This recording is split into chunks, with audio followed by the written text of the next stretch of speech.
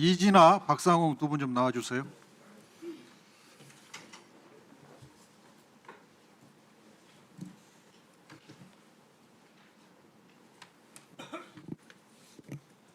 이쪽으로 나와주세요.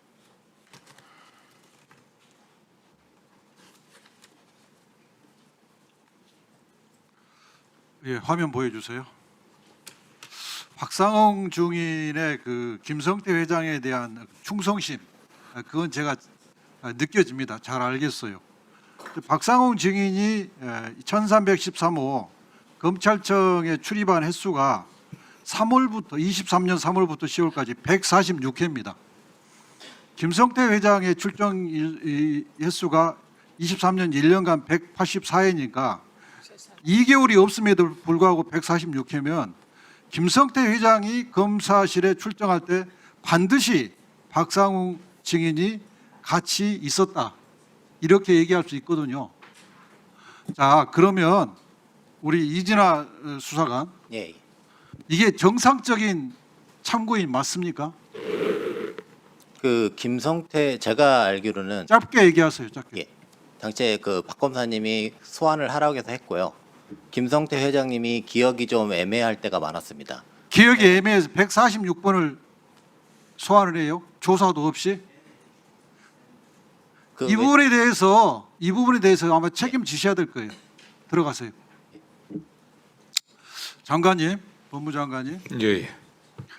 윤석열 정권의 정치 검찰은 이재명 민주당 대표에 관한 것은 모든 것을 싹 쓸어서 수사하고 기소했습니다.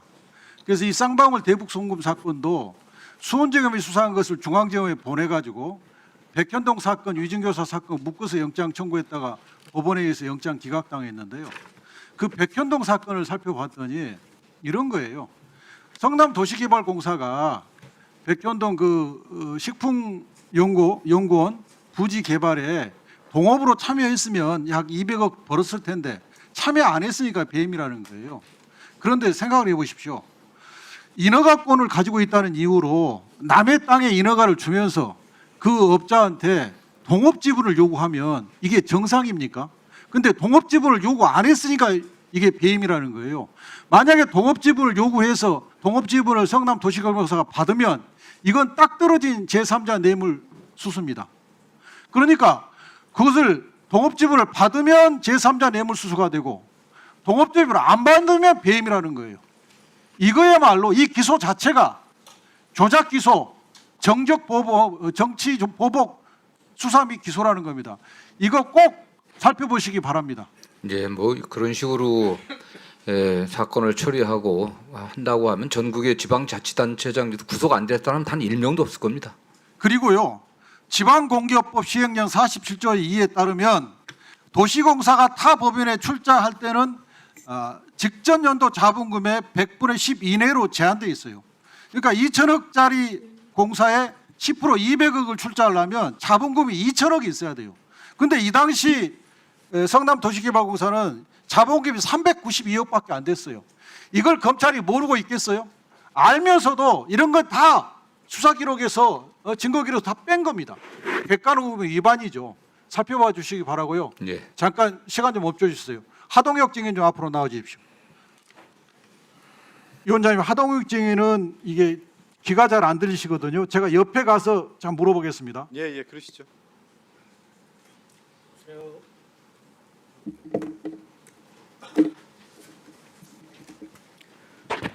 먼저 양해의 말씀을 좀 드리겠습니다. 제가 청각이 너무 안 좋아가지고 질문하신 내용을 잘 모르니까 우리 이건태 의원님께서 이렇게 배려해 주셔서 고맙습니다. 그 하동혁 증인, 그 2019년 7월 달에 예, 필리핀 대회에 예, 리오남이 오지 않았다. 예, 예. 지난번 작년인가 국감장에 와서 증언하셨는데 예, 예. 그 부분을 다시 한번 말씀을 좀 해주세요. 네, 그러겠습니다. 지금으로부터 2년 전 아니죠.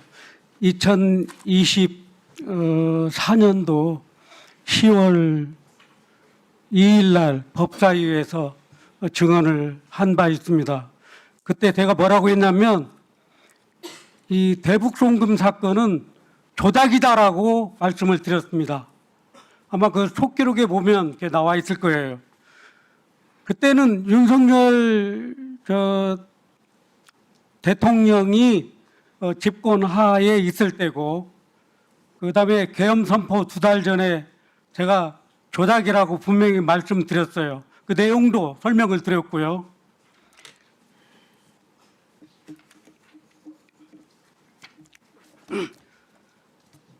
제가 간단하게 3가지만 요점을 말씀드리고 끝내도록 하겠습니다. 그리고 질문 있으신 분은 제가 청각이 안 좋으니까 메모를 써 주시면 제가 성실하게 답변 드리겠습니다. 원래 이 사업은 순수하게 쌍방울이 대북교류 사업으로 시작을 했어요. 그래가지고 2018년도 12월 26일 날 김성애 택략실장하고 김성태 회장이 MOU를 체결하고, 그러면 뭐 의원님들이 다 잘 아시다시피 이것은 순수하게 남북협력 사업이었는데, 그거를 갖다가 돈을 전달하는 과정에서 불법 외환 반출이 되다 보니까 이것이 검찰에서 어떤 식으로 방향을 바뀌었냐면, 불법 외화 조작이 잠깐만요. 네. 선생님이 보고 겪은 것을 말씀하시잖아요. 그날 예. 필리핀에 가서 어떤 일이 있었는데 뭘 봤는데 그걸 말씀하시란 말이에요. 예, 알겠습니다. 예. 저 경기도하고 쌍방울하고 그다음에 아태협회 안부수하고 필리핀에서 국제 행사를 했었습니다.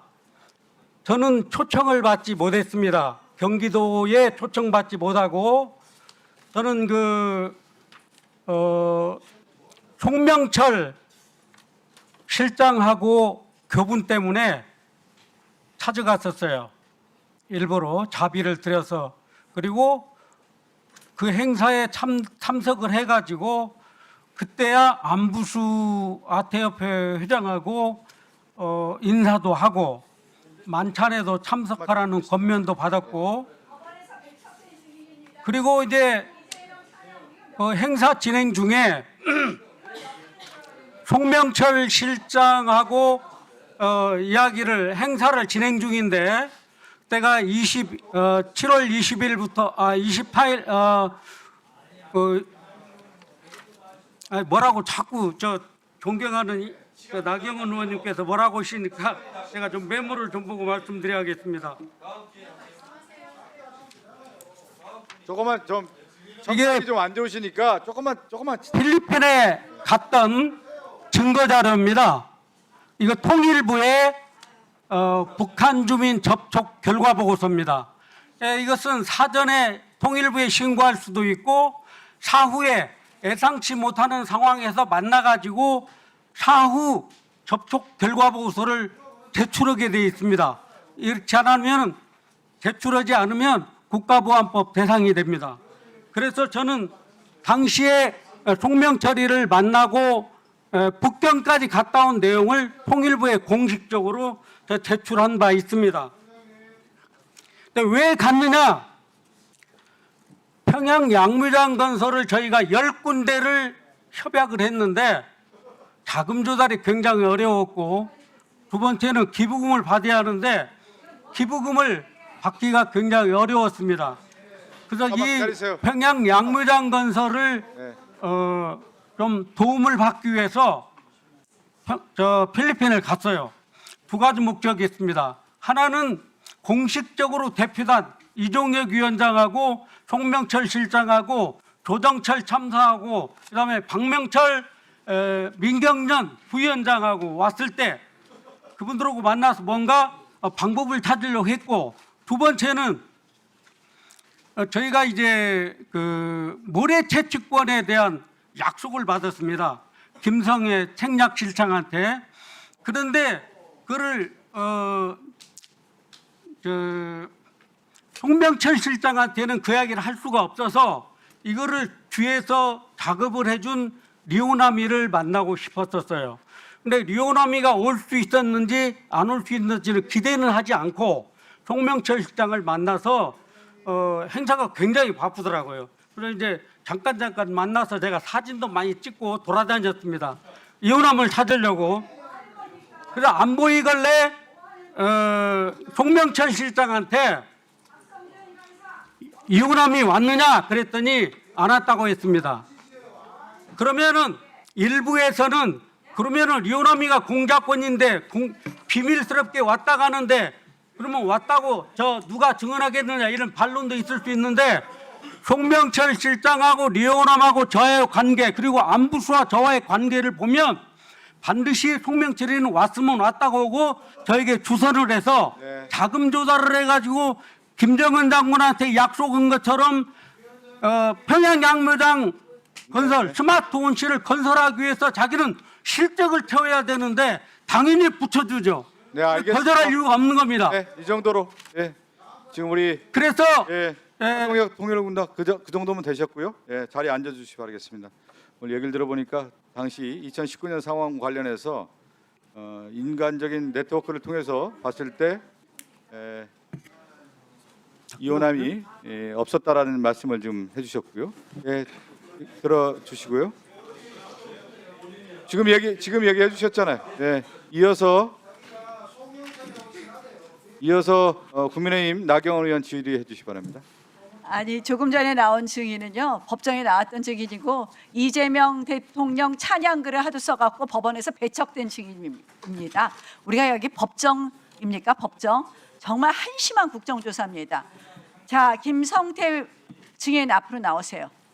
자 국정원 차장도 말씀 그렇게 하시면 안 됩니다. 국정원의 감사 보면요 전부 다 판결문에 이렇게 돼 있는데 그렇지 않다라는 식으로 감사하지 않았습니까? 그리고 저 익명의 국정원 직원 형이 이화영과 친분이 있다고 알려져 있고 이화영과 사실상 동양이다. 그래서 여러 가지 우리가 증인의 증언을 못 믿는 거 아닙니까? 그런데 장막 뒤에서 이야기하니까 국정원의 정치 개입, 재판 개입이 나오는 겁니다. 자. 김성태 증인 오늘 아침에 조경식 씨랑 같이 국회에 있었습니까? 아침에 회의 전에? 이 앞에서 잠깐 만났습니다. 앞에서 그러니까 잠깐 만났어요. 예. 조경식 씨 사기 전과 8범 내연녀 회칼로 찌르는 것으로 저 구속되었던 사람인데 그 조경식 씨가 왜 왔습니까 여기에? 오늘 증인으로 우리가 채택도 안 했는데 전 모르겠습니다. 잠깐 봤다? 서로 인상을 얘기를 했습니다. 나누지 않았다? 예, 예. 자, 이 조경식 씨가 왜 중요하냐? 민주당이 대북 송금 뒤집으려니까 두 개 해요. 리오남이 필리핀에 안 왔다를 막 만들려고 그러고 두 번째는 필리핀에서 리오남이 김성태 회장하고 안 만났다를 얘기합니다. 그 안 만났다를 증언한 사람이 조경식이에요. 근데 오늘 아침에 복도에 어정어정 다니는 거 심지어 김성태 씨와 증인과 같이 위원장실에서 나왔다 이렇게 본 사람이 2명이나 있어요. 저희가 지금 아까 CCTV를 보고 이게 그 위원장실이라는 게 그 앞에 보좌관실도 있기 때문에 거기 들어갔다는 것만으로 뭐 진술을 마쳤다 이렇게 볼 수 없는 부분도 있어요. 그러니까 CCTV 좀 볼 수 있게 이거 동의해달라는데 김성태 회장이 동의 안 했다는데 지금이라도 동의하시겠습니까? 저희 변호인들하고 상의했는데 저 정보 이런 거 관련돼서는 뭐 절대 동의하지 말라고 그래서. 자, 그러니까 않기로 했습니다. 동의 안 하시겠다는 건 그럼 네. 우리 말이 맞다는 얘기네요. 그러면 아니 그 부분 뭐 말씀드리면 우리 말이 의원님. 맞다는 거 아닙니까? 아 제가 우리 말이 맞다는 거 저 아닙니까? 태어나 처음으로 국회로 왔는데 이 안에 다 됐습니다. 제 고향 됐습니다. 선배도 있고 후배도 있고 몇 번 만났는데 그 사람들 잘못했을 아니, 수 있지 않습니까? 그래서 딱 못하는 위원장실 겁니다, 의원님. 앞에 죄송하지만. 위원장실 그 부분만 저희가 보겠다는 거예요. 위원장실 앞에만 출입문 그건 동의하시겠습니까? 여기 김성태 증인이 이 안에 왔다 갔다 한 걸 다 하겠다는 게 아니라 위원장실 문 앞에서 위원장실 문 앞을 보는 CCTV만 보겠다. 이건 동의하시겠습니까? 추후에 저 상의해서 결정하겠습니다. 자, 이것조차도 확인이 안 되니까 김성태 증인의 말도 신빙성이 없을 수 있다는 겁니다. 자, 국정원은 조용히 해주세요. 제 질의 시간입니다. 국정원은 아까 지난번에 리오남 부재설을 하면서 이렇게 했는데요.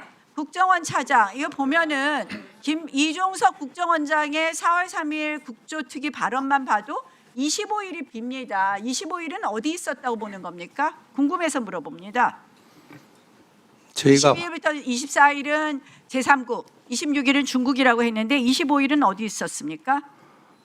저희가 확인한 것만 저는 말씀을 드리는 거고 저희 원장님도 저희가 그러니까 확인된 사실을 25일은 말씀드린 하나 겁니다. 있는 거네요. 예, 그래서 그 자, 부분은 그리고 제가 그 국정원의 자료를 어제 보니까 결국 리오남이 위장 출입국을 했을 수 있으나 국정원은 당시 이오남의 위조 여건 활용 이력을 입수한 바 없음 이렇게 되어 있더라고요. 그러니까 입수한 바 없지 과연 그것이 아니다라고는 부정하지는 못할 정도로만 국정원의 자료가 되어 있습니다. 그래서 저희는 리오남 부재설에 대해서 국정원이 이야기하는 거를 따졌을 때도 25일이 비었기 때문에 충분히 여러 가지 가능성이 있다고 보는 겁니다. 자, 한번 그거 들어보실까요? 제가 녹취록을 틀어볼 테니까 한번 들어보시죠. 그러니까 대표가 아니었으면 쌍방울이 대북 사업을 기획하거나 추진할 수 있었습니까? 아니 뭐 대북 사업 그 당시에 여러 가지 뭐 말들이 많고 그러지만 지금 현재 재판 중이지만 뭐 거론하는 걸 자꾸 저도 이런 얘기를 하고 싶은 게 많았는데 네, 이해합니다. 네. 그래가지고 뭐 많이 부족해 자신이 부족해서 일부러 좀 상사 내 탓으로 사는데 네. 오늘 그 얘기 아까 말씀은 네. 아니 그 당시에 그 경기도나 네.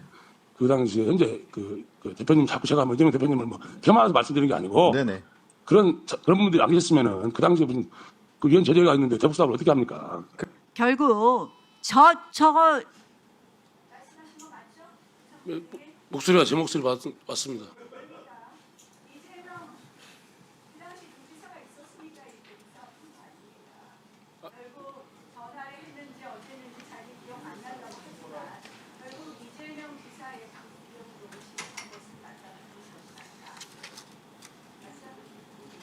저 재판 관계된 거라 답변 못 드려 죄송합니다. 네, 이어서 더불어민주당 박선원 의원 질의해 주시기 바랍니다. 저희 봉지욱 참고인 이쪽으로 좀 와주시고요. 김성태 증인 그쪽에 좀 서주세요. 그 리오남에게 뭐 300만 불을 줬다, 200만 불을 줬다 하시는데요. 정확하게 증인 언제 주겠다고 이호남에게 약속했습니까? 죄송하지만 재판 중이라 재판 관련된 거라 답변드리기 어렵습니다. 잘 기억도 안 나고 언제 이야기했는지 모르죠. 이호남이 안 만났으니까. 봉지욱 기자. 네. 그 이호남에게 돈 주기로 했다고 하는 게 왔다 갔다 해요. 중국에서 줬다고 했다가 뭐 필리핀에서 주기로 했다고 하는데 언제 줬다고 지금 김성태 증인 이야기하는 겁니까? 지금 뭐 2019년 이제 7월에 리오남이 가지 않았다는 것은 이제 제가 보도를 했습니다만 제가 왜 의문점을 가졌냐면 김성태 회장은 지금 저 얘기는 2023년 7월달 법정에서의 얘기고요. 6개월 전인 2023년 1월, 2월, 3월의 진술은 계속해서 바뀝니다. 네. 금액도 바뀌고 장소도 바뀌고 돈을 줬을 때 함께 있던 사람도 바뀝니다. 네, 고맙습니다. 다시 김성태 증인께 묻겠습니다. 어제 V라운지에 10시에 가서 소주 드셨죠? 그때 국민의힘 의원이 몇 명이 왔습니까? 국민의힘 의원들은 몇 명이 왔어요? 그분들 여기 만난 적 있습니까 없습니까? 그것만 말씀하세요. 처음 뵀습니다. 예. 아니 이분들 말고 다른 의원님들은 만나신 적 없나요? 아무도 없었어요. 예. 그 박상용하고 친하죠. 그래서 밥을 먹었다라고 하는 점은 인정을 하는데 술 먹었다고 하는 점은 인정을 못 하시는 거죠. 그러니까 방용철, 이화영, 김성태가 한 방에 있었던 것은 사실이고 그때 밥은 같이 먹었는데 술은 먹지 않았다. 왜냐하면 다른 검사도 밥을 먹이는 경우가 간혹 있으니까 박상용이를 보호해야 되니까 술은 안 먹었다 이렇게 이야기하시는 겁니까? 아니, 제가 박상현 검사를 보호할 이유도 없고 예. 제가 수사를 받았던 사람이 예. 아까 그래도 악마 중에 검사를 나와서 악마 중에 덜 악마가 박상용이다 그랬죠. 제가 뭐 실명을 거론하지 않겠습니다. 네. 그다음에 이 자료를 한번 보세요. 19년 1월 17일 자료입니다. 이것은 쌍방울과 조선 아태이 간에 체결한 합의서예요. 네? 아니 이거 말고요. 네, 1월 17일 쌍방울과 조선 아태이 간의 합의서. 이걸 보시면 히토류, 금광, 그다음에 관광업 활성화, 북남 협력 사업 적극 추진, 내의류 생산, 남포지구의 전기 자동차 생산, 아동 전문옷 합작 공장 설립, 풍력 에너지 조성 사업 등 굉장히 포괄적으로 조선 아태위와 쌍방울에 합의했죠. 그러고 나서 1월 17일이요. 날짜는 정확히 기억 안 납니다. 네, 이때 합의를 했고 이때 경기도가 없어요 전혀. 네? 네, 없습니다. 그다음 5월 12일자 그다음 5월 12일자 것도 경기도가 없어요. 지하자원 개발 사업, 관광지 및 도시개발 사업, 물류 유통 사업, 자연 에너지 사업, 농축산 협력 사업 다 쌍방울과 민경련하고 하는 거예요. 그죠? 근데 아태위도 그렇고 민경련도 그렇고 이 두 기관은 대북 유엔 제재 대상 기관이 아니죠. 저는 그렇게 알고 네? 있었는데 제재 기관이 아니에요. 그래서 이시원 공직기관 비서관이 유엔 제재 기관으로 만들어 보려다가 실패를 했어요. 그건 알고 계세요? 잘 모르겠습니다. 예, 아태위와 민경련은 대북 제재 기관이 아니니까 쌍방울이 이 기관과 함께 사업을 논의할 수 있는 거예요. 그죠? 예. 예, 그리고 여기에는 아무런 경기도 언급이 없습니다. 그러고 나서 자, 다음 화면 보세요. 앞으로 가보시면 돼요. 예. 예. 이 회의록은 뭐냐면은 2019년 4월 12일 김태균 씨가 작성했다고 하는 회의록이에요. 자, 검찰이 압수한 마카오 회의록에는 밑에 서명이 돼 있어요. 송명철 이렇게 그리고 방용철 이렇게 서명이 돼 있죠. 이 서류에는 같이 회의해서 사업하기로 한 거예요. 여기에서 경기도가 없습니다. 그렇죠? 경기도 왼쪽 문건은 없어요. 오른쪽 김태균이 나중에 제출했다는 회의록에는 스마트팜 등 농업 지원 따로 챙겨주길 희망, 기타 인도적 지원은 경기도와 수시로 협의 예정 해서 경기도가 들어가요. 그렇죠? 이 두 개의 문건의 형식이 같습니까? 다릅니까? 자세히 예, 달라요. 저 위에 보면 회의 내용에서 폰트 안에 들어간 게 달라요. 사후적으로 만들어서 조작돼서 제출된 겁니다. 그리고 마지막으로 이 내부 언급 한번 보십시오. 김성태 증인께서 7월 1일자 아까 제가 한번 보여드린 적이 있는데 7월 1일자 내부 보고서를 한번 보시죠. 시간이 알려져서 그런가 봐요. 예. 말씀을 내부 해주시죠. 보고서를 보면은 거기에도 경기도 하나도 안 들어가 있고 7월 1일 그러니까 마닐라 가시기 전에 예. 7월 1일에 북한하고 협력을 해야 된다. 회장님 광국의 최우선을 추진한다. 회장님 광국시에 평양에 가서 앞으로 이 사업에 대해서 설명하도록 한다. 그렇게 돼 있어요. 그러니까 2019년에 중요한 합의서가 작성됐잖아요. 쌍방울하고 아태이, 쌍방울하고 민경련. 거기 하나도 경기도가 없어요. 김태균이 내부 보고한 자료에도 경기도가 없어요. 나중에 검찰 압수한 것 말고 추가로 내라고 그러니까 억지로 경기도 뭐 인도적 사업 이야기를 해요. 근데 그때 경기도 국제적으로 허용된 인도적 사업이 뭔 줄 아세요? 분유하고 밀가루밖에 허용이 안 돼요. 스마트팜은 지원 대상이 아닙니다. 그래서 증인이 다시 한번 잘 생각해 보세요. 없는 경기도 잡아 죽이고 이재명 잡아 죽이면 쌍방울이 사는 게 아니에요. 쌍방울은 쌍방울대로 합법적으로 사업을 했다고 주장하시면 돼요. 그리고 김태균 문건 보세요. 계속 자산의 자본화, 사업의 자본화, 네? 북한과 하는 사업의 자본화, 북한과 하는 사업의 자산화. 즉 본인은 주가 조작은 안 하셨지만 주가 부양을 하기 위해서 이런 걸 공시하려고 했죠. 그래서 나노스에 안부수를 영입한 거 아니니까 2019년 1월 23일 날 그렇죠? 그러니까 정상적인 사업을 하신 거예요. 그렇죠? 그런데 이재명하고 엮어서 이렇게 당하니까 억울한 거죠. 아니 뭐 엮었다 표현 제가 분명히 제 억울하지 않아요? 말씀드렸고요. 네.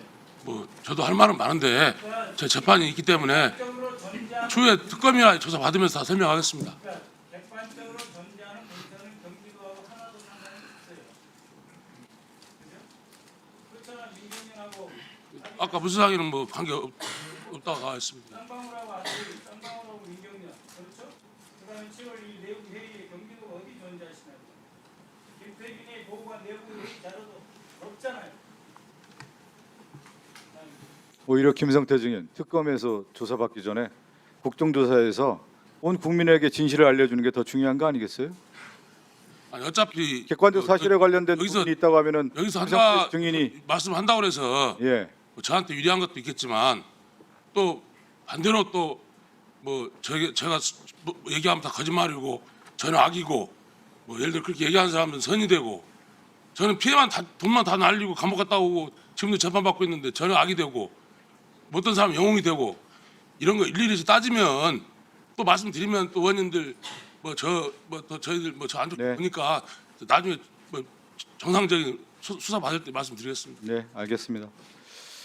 다음은 진보당의 손설 의원님 질의해 주시기 바랍니다. 네, 저는 지금 질의를 통해서 잠깐만요, 손설 의원님. 예. 죄송한데 그 하동혁 증인이 지역을 내려가야 된다 봅니다. 여러분 의원님들께서 질의가 없으시면 이석을 허용해도 되지 않을까요? 국힘당 의원님이나 민주당 의원님들, 다른 의원님들 괜찮겠습니까? 예, 하동혁 증인은 자리를 이석해도 괜찮겠습니다. 네, 질의를 손설 의원님 이어가 주시기 바랍니다. 네. 다시 시간 좀 주시고요. 네, 저는 지금 질의 통해서요. 지금도 실시간으로 사건의 본질을 왜곡하고 호도하려고 하는 행태를 좀 고발을 하려고 합니다. 오늘 오후에 조선일보에서 단독 기사를 냈습니다. 문정부 통계조작 수사감사에 강압이 없었다. 부동산원 노조에서는 강압이 없었다고 주장하는 탄원서를 냈다. 이 기사가 올라옵니다. 슬라이드 띄워주시고요. 이 기사가 올라와서 저는 깜짝 놀랐거든요.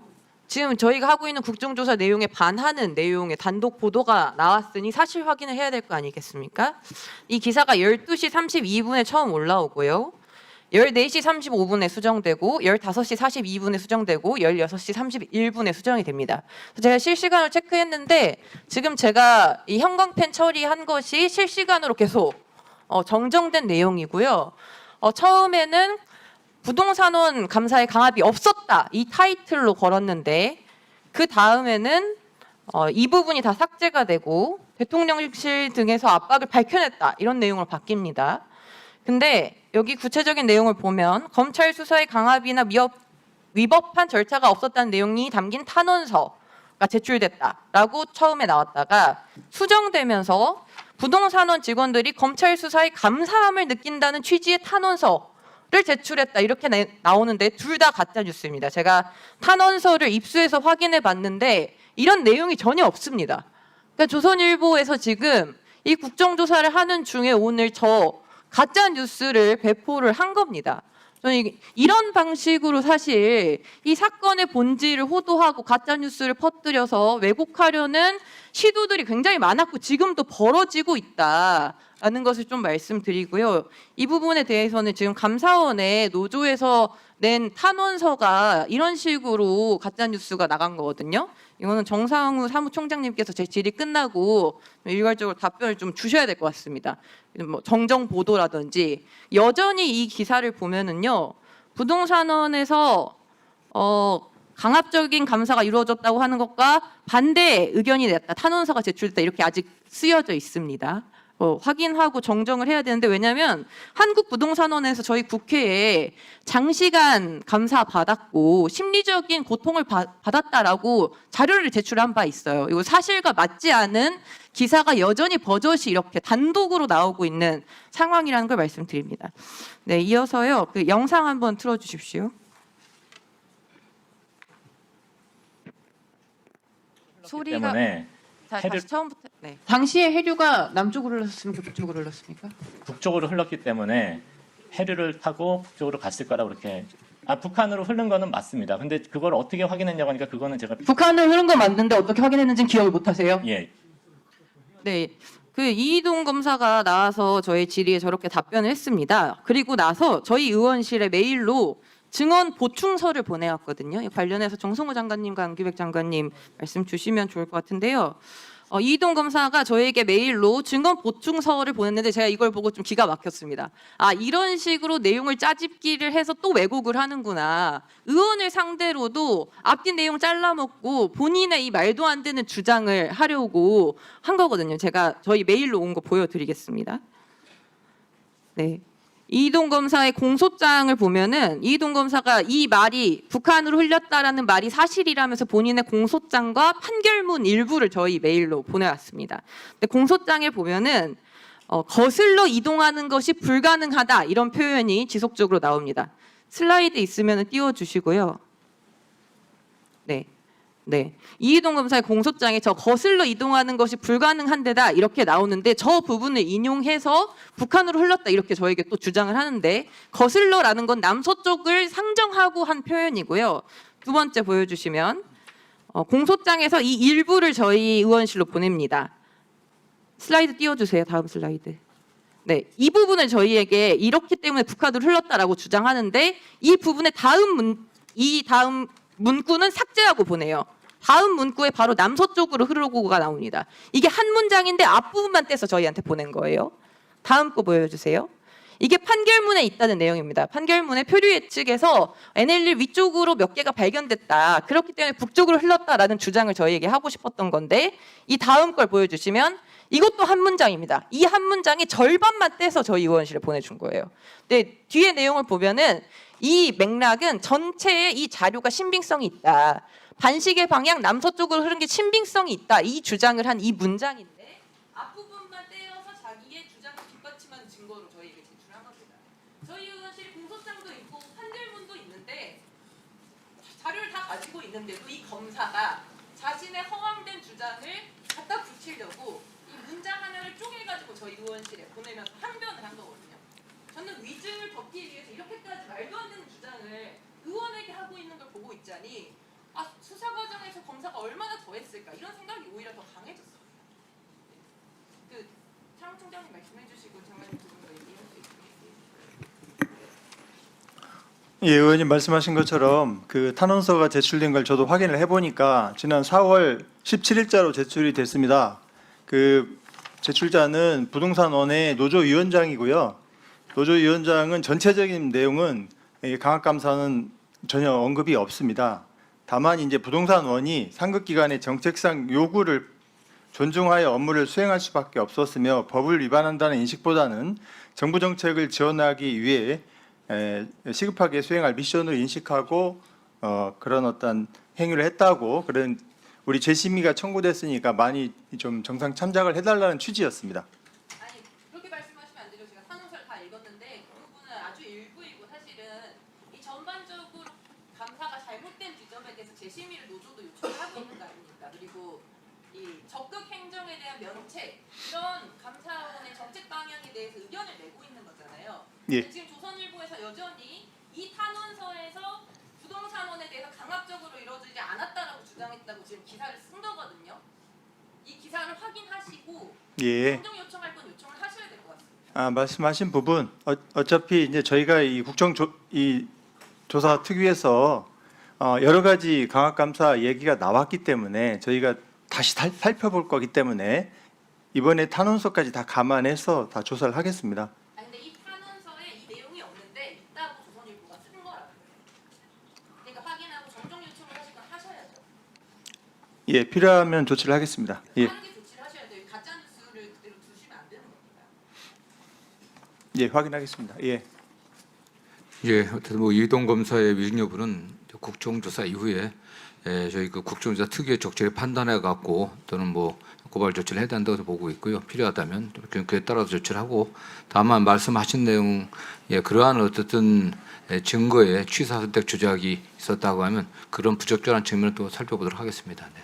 같은 문장에서 네네. 네, 이게 머리 떼우고 발 떼우고 이 유리한 것만 가지고서 해석하기 때문에 저걸 종합적으로 판단해 봐야 될 것 같습니다. 근데 장관님, 이 쿼터 인용하는 거 있지 않습니까? 인용하는 것은 정확한 문장을 인용해 줘야 되는 거거든요. 근데 지금 손소리 의원님 말씀 들어보면 이 쿼터의 인용, 그러니까 판결문이나 공소장에 우리가 보통 이제 쿼터를 인용할 때 이거 있지 않습니까? 이거를 인용을 할 때는 정확하게 그 문장을 써줘야 되는 것이 기본 원칙인데 국회의원에게 이메일을 보내면서 그 쿼터 인용을 짜집기해서 보낸다라고 하는 발상은 어떻게 되는 겁니까? 저는 그건 이해를 도저히 할 수가 없어요. 예, 그렇습니다. 어떤 뭐 전체 문장의 일부를 인용한다고 하면은 전체 문장의 어쨌든 그 취지가 반영돼야 되지. 그 중에 일부만 갖다 인용해왔다는 것은 그건 왜곡이거든요. 예. 그것은 어쨌든 증거의 완결성을 해야 하는 거기 때문에 무결성을 해야 하는 거기 때문에 매우 부적절한 방법입니다. 네. 다음은 더불어민주당 정태우 의원님 질의해 주시기 바랍니다. 네, 시작하기 전에요. 김성종 증인 좀 나오실래요?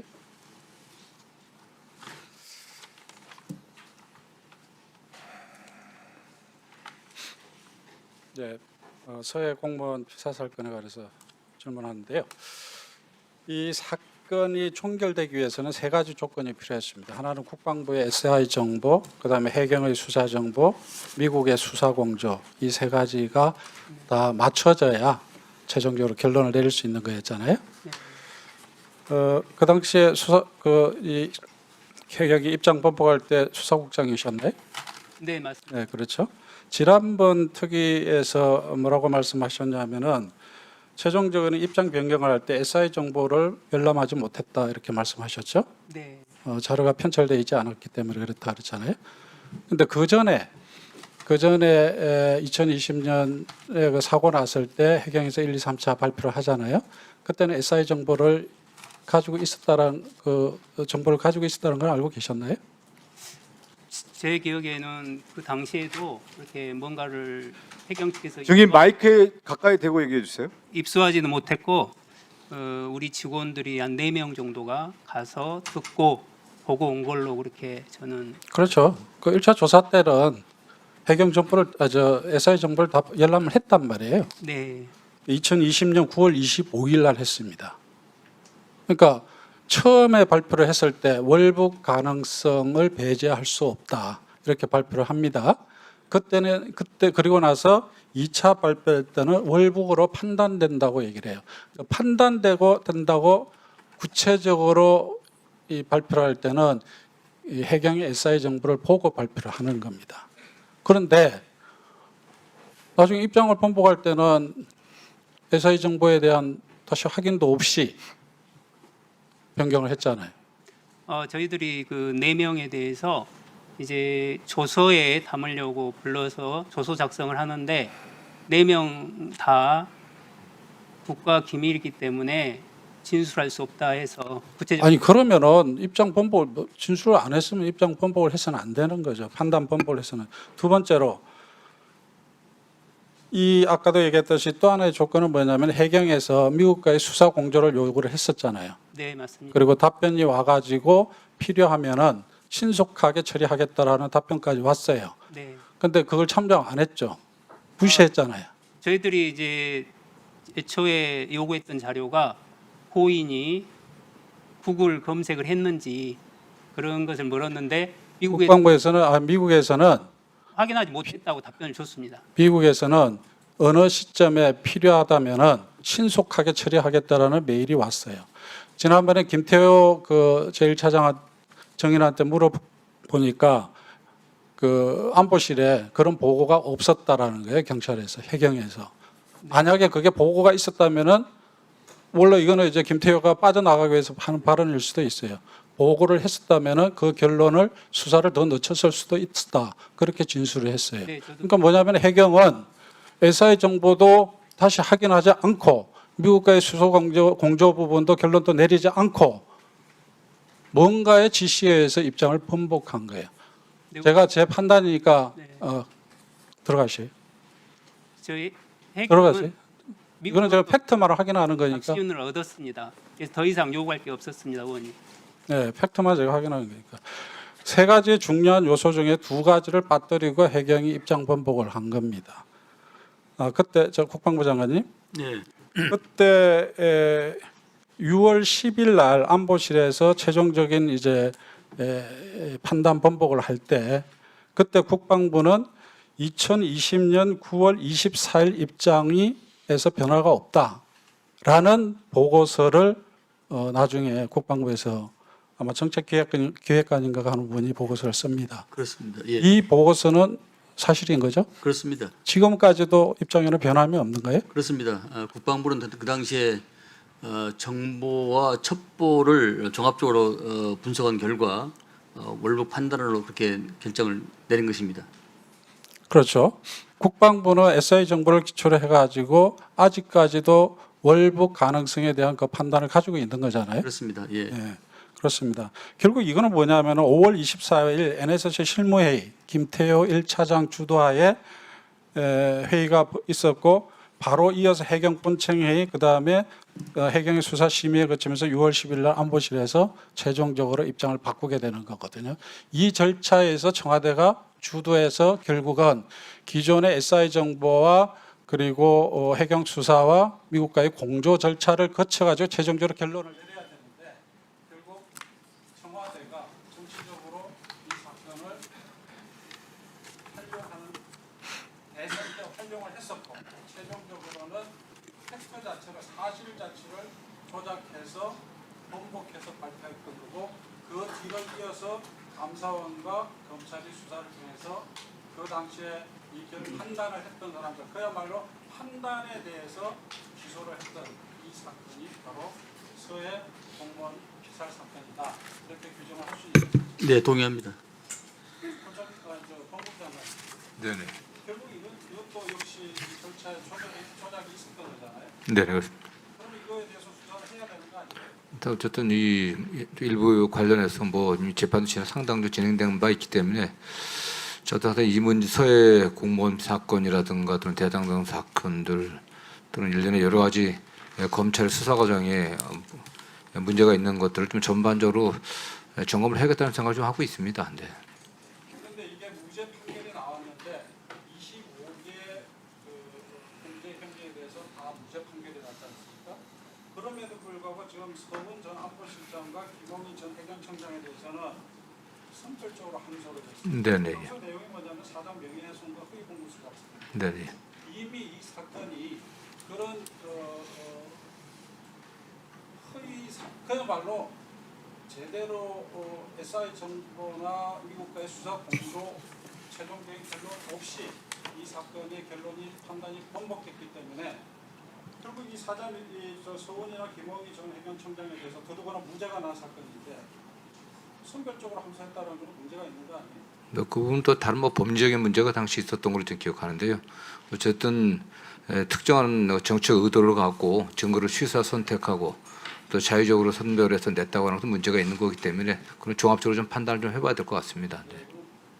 법무부에서 판단을 해주시면 예, 예. 이상입니다. 네, 수고하셨습니다.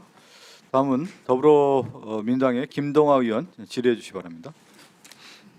네, 김성구 사단장님 증인석으로.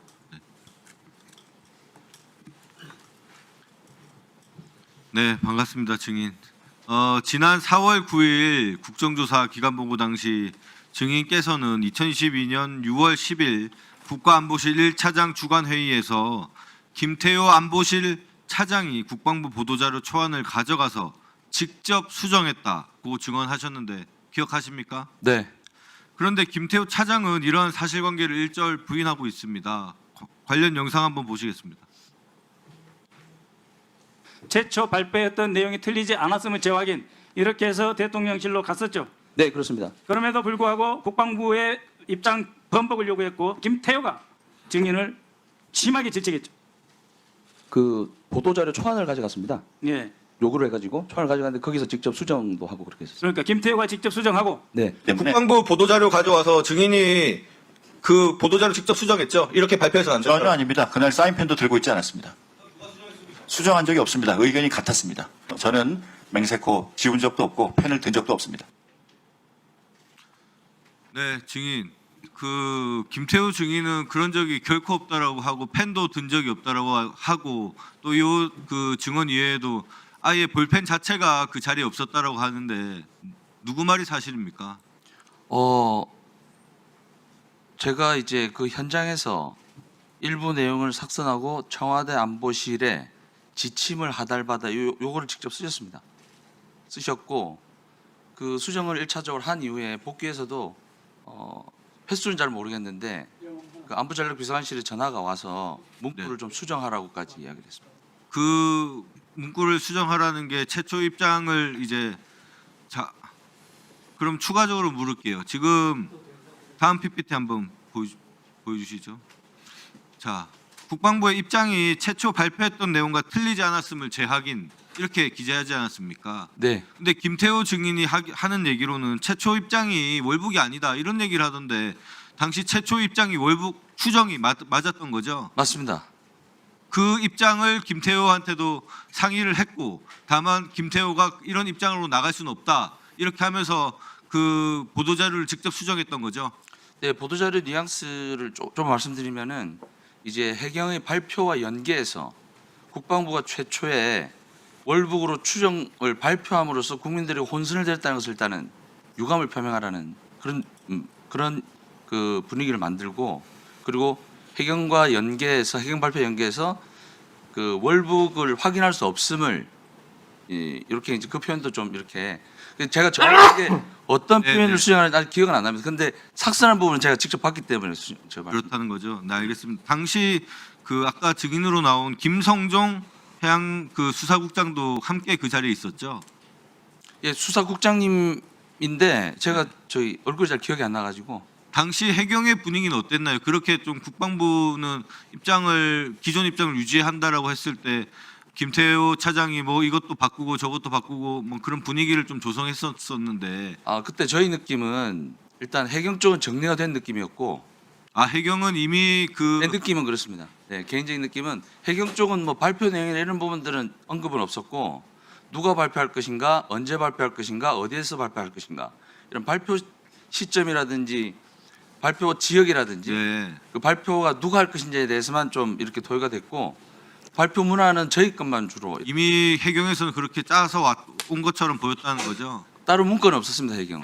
네, 알겠습니다. 그러면 조금 의문이 드는 게 그 국가안보실에서 왜 이런 그 월북 추정을 뒤집는다는 발표를 굳이 시점도 정하고 뭐 발표자도 정하고 그 기자회견문까지 정하고 이런 내용을 봤을 때 왜 그렇게 한다고 판단하신 것입니까?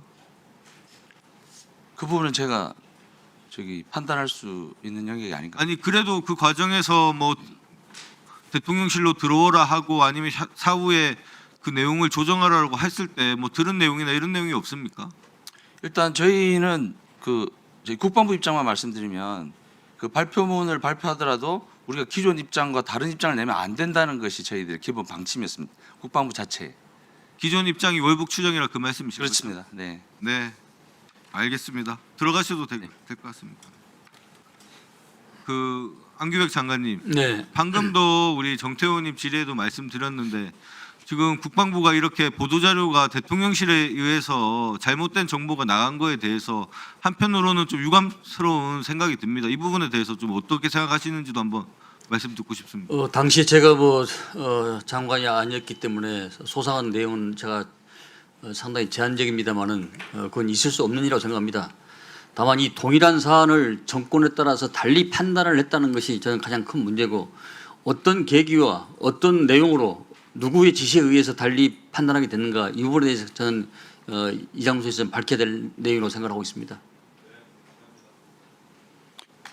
네, 이건 매우 중요한 사안이에요. 국정조사 과정에서 김태호 전 국가안보실 1차장의 국정조사장에서의 발언과 오늘 김성구 증인의 발언이 완전히 배치되는 거기 때문에 이 부분은 명확하게 좀 규명을 할 필요가 있겠습니다. 다음 질의 이어가도록 하겠습니다. 국민의힘 신동욱 의원 질의해 주시 기 바랍니다. 예, 정상훈 처장님, 그 부동산원이 감사원에 낸 그 탄원서를 저도 봤는데 아니 제가 뭐 존경하는 손철 의원님의 포를 다는 건 아니지만 이걸 오보라고 막 말씀하시면 어떡합니까? 이 기사에 쓰여진 부분을 그대로 읽어 드릴게요. 뭐라고 썼냐면 감사 결과 중간 발표에서 대통령 비서실과 국토교통부 등이 부동산원을 직간접적으로 압박하여 통계 수치를 조작하거나 왜곡하게 되었다고 사건의 원인을 명확하게 밝혀내 주신 부분에 대해서 심심한 감사의 마음을 갖게 되었습니다. 아울러 이 부분 이번 부동산원 감사 결과 처분과 관련하여 정상 참작해 주셨 하는 간곡한 바람입니다. 넷째, 검찰 수사 과정을 통해서도 통계법 위반에 대한 엄중함을 알게 되었으며 반성과 함께 뼈저린 교훈을 얻었습니다. 이렇게 얘기를 합니다. 그리고 이 앞부분 전체적인 부분에 보면 또 어떤 부분이 있냐면요.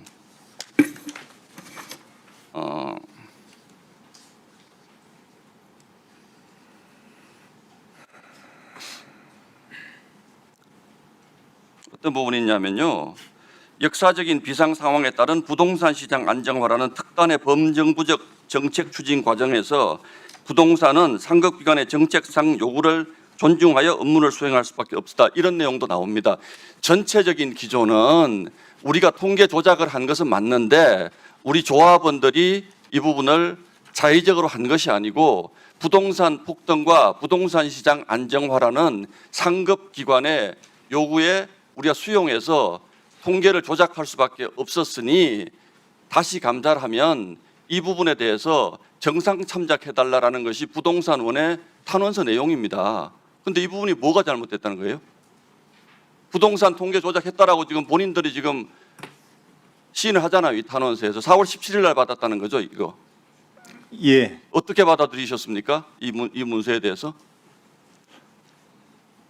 뭐 저희는 부동산원 그것도 노조위원장이 명의로 온 거기 때문에 객관적인 팩트라고 보고 우리는 이것도 하나의 부동산의 의견이고 또 의원실에 제출된 그런 의견들도 또 의견이 있기 때문에 아니요. 탄원서를 문장 그대로 보면 예. 부동산원 직원들이 감사원에 대해서 뭐 감사원의 강압 감사 때문에 고통을 받았다거나 뭐 물론 일부 그런 비슷한 표현이 있지만 지난번에 민주당에서 주장하는 것처럼 강압 감사 때문에 없는 사실을 시인했다라든지 그런 부분이 없어요. 없고 오히려 우리가 그렇게 해서 우리가 자의적으로 통계 조작을 한 것이 아니고 그때 부동산 값이 너무 폭등해서 위에서 좀 낮춰달라는 요구가 있어서 우리는 그게 뭐 법 위반이라는 사실 인식이 없이 그냥 해준 거다 이겁니다. 그거 아마 뭐 처장님 보셨으면 잘 알 것 같은데 예, 그렇지 않습니까? 현재 문안에는 그렇게 돼 있습니다. 그런데 이 기사도 틀린 게 없잖아요. 그래서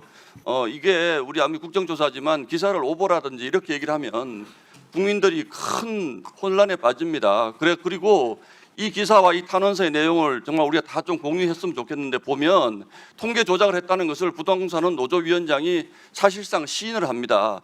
그리고 이 시인이라는 것이 노조위원장이 함부로 이렇게 시인하면 노조원들이 가만히 있겠습니까? 구구절절히 감사원이 통계 조작 사실을 제대로 밝혀주셔서 너무 감사한 마음을 가지고 있고 통계 조작이 얼마나 무서운 것이라는 것을 검찰 수사 과정에서 우리가 알게 되었다고 얘기를 합니다. 근데 우리 처장님은 이런 것과 관련 없이 우리 지난번에 나왔을 때 감사원 직원들을 실질적으로 민주당 의원들이 압박하면서 당신네들이 통계 조작 관련된 공무원들 압박해가지고 이런 거짓 진술을 얻어냈잖아라고 마구잡이로 공격을 하는데 그때 처장님 아무 말씀 안 하셨잖아요. 그래서 제가 그때 처장님한테 뭐라 그랬습니까? 갑자기 정권을 바뀌면 감사원 감사관들이 악마가 됩니까? 그런 부분에 대해서 감사원의 수장으로서 뭐 물론 감사원장은 아니시지만 직원의 수장으로서 이 부분에 대해서 우리 직원들에 대해서 우리 원장님 어떤 생각을 가지고 계시냐고 제가 질문도 드렸어요. 사실은 어떻게 생각하십니까? 여러 주장이 있기 때문에 저희는 일단은 달게 받아야 된다고 생각을 해서 직원들이 그렇게 답변을 했고 저도 경청을 하는 입장이었습니다. 그리고 저 한 가지 더 말씀드리면 지난번 저희가 이제 TF 과정에서 그 부동산원이나 통계청이나 이런 부분들에 대해서 진술의 기회를 드렸습니다만 그때 저희가 충분히 못 나간 부분에 대해서는 좀 아쉽게 생각을 하고 다만 이제 재심의가 청구가 됐는데 재심의 과정에서는 이런 강압감사 얘기는 거의 없었습니다. 그래서 그런 부분이 충분히 논의가 안 됐는데 이제 이번 국정조사 과정에서 이제 그동안 나타나지 않았던 드러나지 않았던 분들이 다시 말씀을 하시니 다시 한번 이 부분은 검토를 해야겠다 하는 게 저희 판단입니다.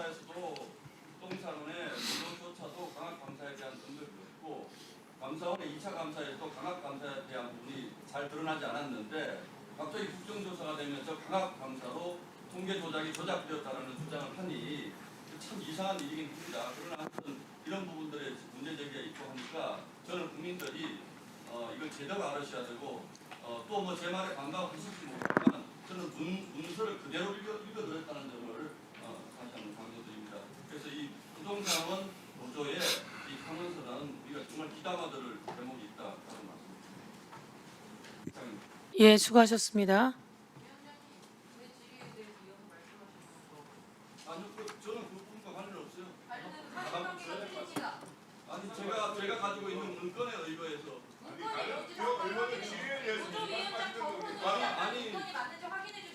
다시 하세요, 나중에. 다시 하세요. 질의 시간에 하세요. 제가 선의원님을 제가 뭐라고 얘기한 게 아닙니다. 예, 본문과 본문과 다르다.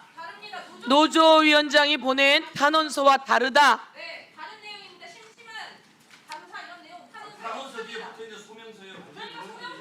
그러니까 이거는 탄원서에는 그런 내용이 없고 신동욱 의원이 낸 건 소명서나 이런 얘기인가요? 탄원서입니다. 탄원서와 지금 그러니까 조선일보가 소명서 보고 기사를 썼잖아요. 그걸 오보라 그러면 어떡해요? 두 번째 문단 확인해 주시고요. 아니, 문제는 두 번째 그렇게 없어요. 문단 확인해 주시고요. 첫 번째 타이틀 확인해 주시고요. 제가 실시간으로 변경됐다고 말씀드렸습니다. 그리고 강압은 없다는 내용인데 여기에는 탄원서의 강압이라고 되어 있어요. 두 번째 문단은 정확하게 틀린 내용입니다. 정정되어야 됩니다. 탄원서랑 소명서는 정확하게 다르고요. 노조위원장은 탄원서입니다. 그래서 다른 문서를 읽었습니다. 지금. 예. 다른 문서 읽어서 공부하면 안 되죠. 다른 내용이에요. 노조 입장으로 다른 내용입니다. 예, 그 노조위원장의 이야기입니까? 예, 우선 지금 손설위원이 제기하신 내용에 대해서 또 같은 탄원서를 가지고 이야기한 것처럼 이야기되었으나 신동욱 위원이 이야기하신 내용 둘은 다른 내용이다라고 하는 것을 이야기하면서 탄원서에는 없는 내용을 지금 이야기하고 있다 이런 말씀이신 거고요. 조작을 덮는 왜곡 보도 강력히 규탄한다 이러면서 부동산원 노조 탄원서 취지를 왜곡한 보도 도저히 묵과할 수 없습니다. 조선일보는 노조가 감사와 수사에 강압이 없었다고 인정한 것처럼 보도했지만 실제 노조 측에서 감사원에 제출한 탄원서 어디에도 그런 내용이 없습니다. 이미 국정조사와 제출 자료를 통해 장기간 조사, 심리적 압박, 강압적 감사 정황은 직원들의 증언으로 확인됐습니다. 일부 문장을 떼어서 정반대로 해석하는 것은 언론이 아니라 정치 행위입니다. 라고 노조에서 이런 입장을 내었는데요. 지금 양쪽에 두 분이 이야기하셨으니까 이건 두 분의 이야기를 올려놓고 이 부분에 대해서 탄원서 부분에 그런 게 없다라고 하는 것을 손설 의원이 제기하셨다는 말씀드립니다. 예. 예, 다음 넘어가시고 곧. 예.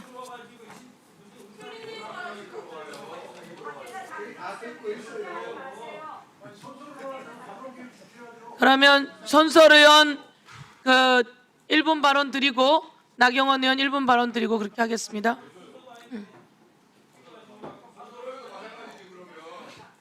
아니 말씀드릴게요. 제가 질의하면서요.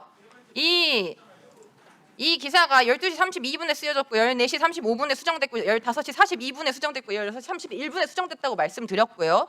첫 번째 감사의 강압 이 부분을 강조해서 타이틀을 썼는데 그 부분을 슬그머니 빠진 과정도 설명을 드렸습니다. 그러니까 이미 수정된 걸 가지고 아니다 이렇게 말하면 안 되고요. 이걸 실시간으로 제가 추적하면서 말씀을 드렸는데 지금도 여전히 두 번째 문단에는 통계조작 사건의 감사 및 수사가 강압적으로 이루어졌다고 주장했는데 정작 피감기관이었던 부동산원 직원들은 정반대의 탄원서를 제출한 것입니다. 것이다 이렇게 써져 있어요. 이건 분명하게 다른 내용이 적혀 있다고 제가 말씀드린 겁니다. 이거는 틀린 내용이 들어있는 거고요. 탄원서에는 관련된 심심한 사과라는 게 없어서 지금 조선일보에서도 4시간 동안 이 부분을 슬그머니 뺀 겁니다. 공소장에서 조작을 슬그머니 수정으로 바꾼 것처럼 타이틀을 슬그머니 바꾼 거예요. 근데 이 과정이 지금 실시간으로 벌어지고 있다고 제가 말씀드리는 겁니다.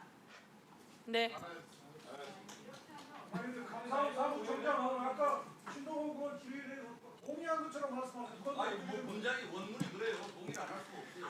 지금 말씀드리면 제가 갖고 있는데요. 이 문서는 앞에는 탄원서로 돼 있고 뒤에 붙어 있는 게 연달아서 소명서로 돼 있습니다. 그래서 붙어 있는 한 건의 문건으로 저희한테 제출됐기 때문에 그 말씀을 드린 거고요.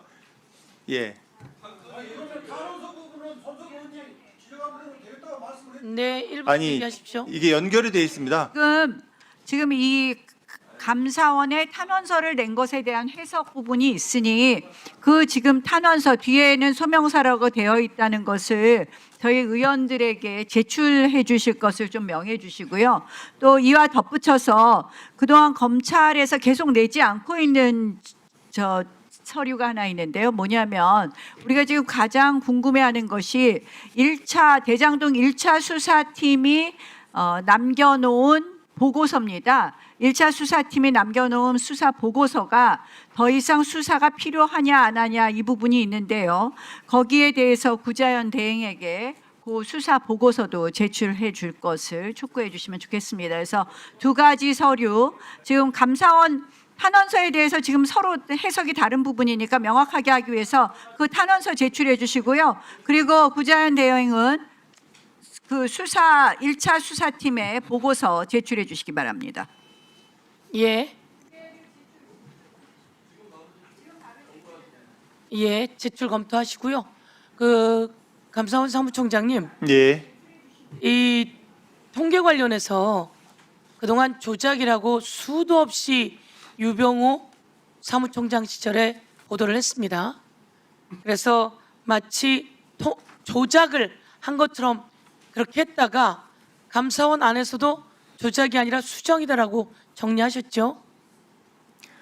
예, 보고서 정리 단계에서 수정으로 예, 정리한 걸로 알고 있습니다. 그렇습니다. 그리고 지난번에 여기 나와서 우리 국토부 관계자들도 마찬가지고 이야기했던 것처럼 이 내용은 조작이 아니다. 수정, 그래서 여러분들도 수정이라고 했고 그런 과정 속에서 통계 감사 과정에서 조작이 나왔다. 이렇게 지금 국정조사 과정에서 드러난 거 아닙니까? 그리고 우리 사무총장님하고 직접 본 자료 우리가 감사원에 가서 봤잖아요. 그렇죠? 예. 감사원에서 감사한 자료에는 우리 사무총장님 있을 때가 아니에요. 예, 유병호 사무총장이 있을 때인데 그 자료에 다 지우고 사실이 아니라고 그런 게 수사 의뢰서에 버전이 올라간 거 보셨죠? 예, 수사 요청서에 있고요. 네. 그렇지만 이제 최종 보고서에는 그 내용은 빠져 있었습니다. 수사 의뢰서에 여러분이 다 올려놓고 그래서 지금 수사 과정 속에서 이게 판단이 아직 안 난 거 아닙니까? 예. 그러니까 감사원이 밤을 새워 감사시켰고 육아휴직인 사람을 아침 10시에 불러서 다음날 6시까지 감사했고 그리고 술 먹고 술 냄새 풍겼고 그리고 우리 두목이 김숙동을 가리키면서 저 사람인데 너 이제 다 죽었다 이런 얘기 나왔다는 거 다 확인하지 않았습니까? 그렇죠? 다 확인했습니다. 오늘 이 자리는 이제 이러서는 안 된다 이거를 철저히 밝히는 자리 아니겠습니까? 그리고 이 탄원서의 내용은 바로 얼마나 오랜 동안 그 사람들이 재판을 받으면서 고생을 하고 있습니까? 이 부분이 조작이 나오지 않는다면 이제 정리해야지 되는 그런 상황 아니겠습니까? 그런 부분을 다시 한번 제기하면서 예? 네, 이 부분은 예, 그다음에 그러시죠. 예, 그다음 김승원 의원님 질의해 주십시오. 시간 멈춰 주시고요. 봉재욱 기자, 참고인 발언대로 좀 나와주시겠습니까? 예, 저희 보이는 곳에 와주시면 감사하겠습니다. 맨날 의원님 예, 질의할 수 있게 좀 도와주십시오. 예, 시작하겠습니다. 자료화면 보시겠습니다. 윤석열이 부산저축은행 당시 그 주인 검사로서 부실 수사를 해서 조우용의 죄를 덮어줬고 그로 인한 국민의 혈세가 투입된 비용을 정리하신 것인데요. 대장동에 대한 미회수금 2,700여 원, 벨리타하우스 941억 원, 더 뮤지엄 양지 552억 원, 약 4천 몇백억 플러스 이자까지 합치면 5천억 정도의 국민 혈세가 여기에 투입됐습니다. 동의하시죠? 네, 근데 저번에 이제 조우영 씨가 나왔었는데요. 부산저축은행 수사할 때 대장동 사업 시행권이 조우영 씨한테 있었다는 점, 그리고 경기도 풍동 벨리타하우스 시행도 조우영이 했고 더 뮤지엄 양지도 조우영이 했고, 그러니까 당시 윤석열 수사팀이 대장동만 봐준 게 아니란 겁니다. 그렇습니다. 예. 그래서 부산저축은행에 혈세가 5조 원이 투입됐는데 그중에 1.14조만 회수가 되고 4조 원 가까이가 미회수됐다는 것입니다. 수사 제대로 한 데는 90%까지 회수가 됐고요. 최소한 수사만 제대로 했어도 50% 이상 60%까지는 회수가 될 것으로 그렇게 생각이 되는데, 윤석열 당시 주인 검사의 이 덮어주기로 인한 이렇게 국민적인 피해가 크다는 것을 다시 한번 국민 여러분께 말씀드리겠습니다. 그런데 가관인 것은 이거는 사실 윤석열의 특수직무유기죄로 수사를 받아야 될 사항인데 오히려 이거를 기자분들에게 덮어씌웁니다. 이런 데 대한 문제점을 인식하고 보도를 했던 기자들, 특히 봉지욱, 그다음에 누구죠? 한상진, 경향신문 기자 4명도 수사를 받게 되는데, 다음 자료 화면은요. 이제 청문회에서 봉지욱 기자께서 영장, 본인에 대한 압수수색 영장 발부 사유가 다 거짓말이라고 얘기를 해서 저희가 찾아봤습니다. 다음 자료 화면이요.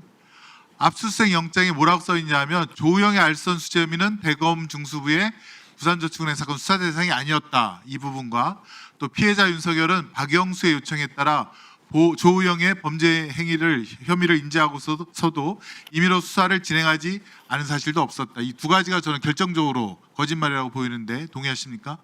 네, 그렇고 또 김병욱 아마 의원실 관련해서 제가 거기서 자료를 받아서 일부를 허재영 기자에게 줬다, 뭐 이런 내용도 있습니다. 예, 윤석열 본인의 특수직무유기죄에 대한 범죄 혐의를 기자들이 밝히자 그에 대한 보복으로 봉지욱 기자 등 양심 있는 기자들에 대한 가혹적인 수사를 하게 되는데요. 네. 왜 윤석열이 이걸 알고 있었는지 그거를 잠깐 설명을 드리겠습니다. 다음 자료 화면요. 예, 윤석열이 2011년 5월달에 본인이 이 부산저축은행 30억 부실 대출에 대해서 기소를 합니다. 본인이 직접 기소를 합니다. 이 세움에 대한 부실 대출을 기소를 하는데 이게 본인이 다 이름으로 기소를 한 겁니다. 그런데 다음 자료 화면요. 똑같은 세움에 대한 대출과 자금 입금인데요. 다음 자료 화면이요. 460억입니다. 그중에 70억이 벨리타하우스에서 세움으로 들어갔는데 이 세움이 당시 재정 형편이 너무 안 좋아서 70억을 주는 것 자체가 배임이라고 분명히 명시가 되었음에도 불구하고 조우영이 알선수재했다는 이유로 이걸 덮어줍니다. 박영수 검사장 변호사의 요청 때문이었죠. 맞습니까? 그리고 저기 보면요, 지금 70억 배임 써 있잖아요. 네. 거기서 10억 원이 대검 중수부 수사 시작되기 직전인 2021년 2월에 조우영 계좌로 들어갑니다. 그렇습니다. 세움을 수사했으면 당연히 모든 계좌 내역을 봤을 텐데 개인 계좌로 10억 원이 갔는데 그걸 수사를 안 했다? 이건 말이 안 되죠. 맞습니다. 세움에 대한 배임죄를 기소했다면 분명히 계좌에 대한 압수수색이 있었고 거기에 30억 원이 찍혀져 있다면 저 70억 원 그리고 조우영이 개인적으로 흘러가던 10억 원을 모를 리가 없습니다. 그래서 저번에 그 대장동 최초 시행사 대표였던 이강길 씨가 세움의 회장인 조양훈 회장도 나한테 전화가 와서 대검에서 너한테도 조우영한테 돈 준 거 물어봤어? 라고 그런 전화를 받았다는 증언을 했죠. 네, 객관적인 자료는 그렇고요. 다음이요. 이거를 조우영 항소심 판결문에도 이렇게 명시가 됩니다. 이거는 두 번째 윤석열이 수사를 하도 안 하니까 예금보험공사에서 2012년도 2월달에 이거 좀 수사를 하라고 고발을 한 건데 이때 윤석열은 서울중앙지검 특수 2부장이었습니다. 역시 이걸 모를 리가 없죠. 피고인 조우영은 2012년 9월 25일 검찰에서 조사받으면서 그 아래를 보면 피고인이 언제까지 벨리타하우스를 실질적으로 운영하면서 자금을 총괄했다. 이런 내용이 적시되는데 역시 당시에 조우영이 실질적인 운영한 벨리타하우스에 대한 수사가 안 이루어졌다는 것을 갖다가 지금 보여주고 있는. 근데 이제 제가 보기에는요. 지금 이제 많은 자료들을 종합을 해보면 2021년 한 9월경 저번에 이제 조우영 씨가 박길배 검사 만나서 커피 한 잔 먹고 나왔다고 한 그때요. 그때 사실은 대검 중수부가 최재경 중수부장이었는데 당시에 저 벨리타하우스를 수사를 해서 김양 부회장만 기소를 하고 조우영을 덮어줬습니다. 근데 이게 재밌는 게 10번 시간이 지나. 조우영에 대해서 2015년도에 수사를 해서 구속시킨 검사가 누군지 아십니까? 강일민 검사. 네. 강일민이 조우영 돈 받았다는 사실을 모를 리가 없는데 네. 이 강일민이 2023년 9월 달쯤에 네. 공지욱, 한상진, 그다음에 경향신문 송국민 기자 등 4명에 예. 대한 수사를 한 주인 검사가 또 누굽니까? 그때 이제 저희 담당 강일민이었습니다. 강일민이었어요. 네. 그러니까 강일민 검사가 2015년에 대장동 업자들 수사를 해서 그 내용을 잘 알았다고 판단을 해서 아마 정식 발령이 아니고 직무대리 발령으로 강백신 밑으로 데리고 왔던 걸로 기억을 하고요. 제가 저번에 말씀드렸지만 강일민 검사가 2015년에 남욱 변호사 항소심에서 공소장 변경 안 해준 그 사건 있잖아요. 곽상도 추가 기소했던 그 사건에 연루가 되자 서면 조사든 조사를 받긴 받았는데 이 검사들을 덮어주고 곽상도만 기소를 했잖아요. 그게 이제 언론에 보도가 되니까 강일민을 한국거래소로 파견 보냅니다. 수사팀에서 뺀 거죠. 문제가 되니까. 그러니까 강일민은 그 강백신 부장검사는 자기 밑에 부하가 범죄 혐의에 연루됐는데 덮어준 거죠. 곽상도는 또 기소를 해놓고 청탁을 한 사람은 기소했는데 청탁을 받아서 실행해 준 사람은 봐준 거죠. 장관님, 법무장관님. 예. 이게 똑같아요. 박정현 대령 기억하시죠? 박정현 대령을 윤석열 정권 하에서 입틀막을 하려고 구속영장을 신청할 때 그 군 검사들이 구속영장에 허위 사실을 잔뜩 기재합니다. 그래서 박정훈을 구속시켜서 최혜명에 대한 올바른 수사를 못하게 그 윤석열 청와대 가압을 밝히지 못했던 방법과 똑같은 구조입니다. 지금 강일민이 조우영을 2015년도에 수사했기 때문에 2024년도 언론에 대한 탄압을 할 때 이 압수수색 영장이 거짓말이면 모를 리가 없는데 그런 검사가 지금 아직도 현직에 있고 자기 직무를 한다는 게 말이 됩니까? 지금 박정훈에 대한 거짓말을 잔뜩 써서 구속영장을 청구했던 군검사들 지금 기소돼서 재판받고 있습니다.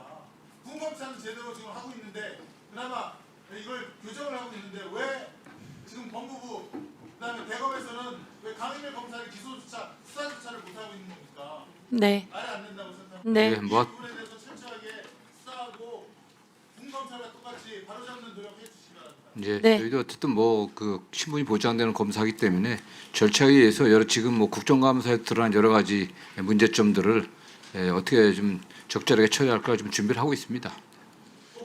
네. 예, 수고하셨습니다. 예. 예, 지금 돌아보니까 박정훈 대령은 윤석열 정권 때 무죄가 났습니다. 비록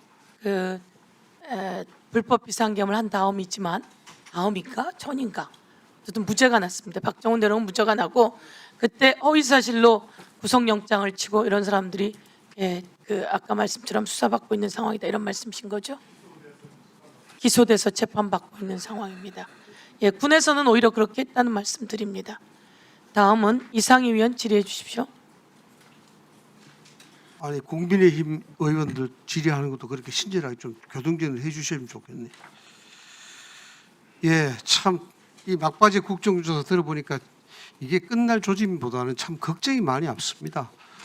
1억도 안 되는 돈 투자해서 1,000억 넘는 수당 배당액 다 받아가고 2,000억 넘는 숨겨진 재산 있는 그런 사람 변호하고 독립된 사법기관이 만들어낸 판결 다 뒤집으려 하고 이게 사법부의 영역을요 정치와 언론의 영역으로 지금 끌어들이고 있는 겁니다. 이게 여론 재판입니다. 이게 누구 때문에 그러겠습니까? 지연제 덮으려고 그러는 것 아니겠습니까? 이 억울한 피해자로 지금 둔갑시키는 게 이게 지금 막바지 국정조사이긴 합니다만은 참 의원이기 전에 국민의힘 한 사람으로서 이게 참 가슴 답답한 일이 아닌가 그렇게 생각이 됩니다. 이게요 오전에 그렇게 이야기했습니다만 개가 늑대가 될 수가 없습니다. 진실을요 선동적 프레임으로 절대 넘어갈 수가 없습니다. 언젠가 역사는요 지금 안 보인다 하더라도 바로 그 본질을 다시 한번 이야기할 때가 있습니다. 법치주의가 살아있는 게 대한민국입니다. 저급한 정치 공세로 무너지는 법치주의는 대한민국에 없다는 점을 한 말씀을 좀 드리고 싶습니다. 자, 됐어요. 김성태 증인님, 예.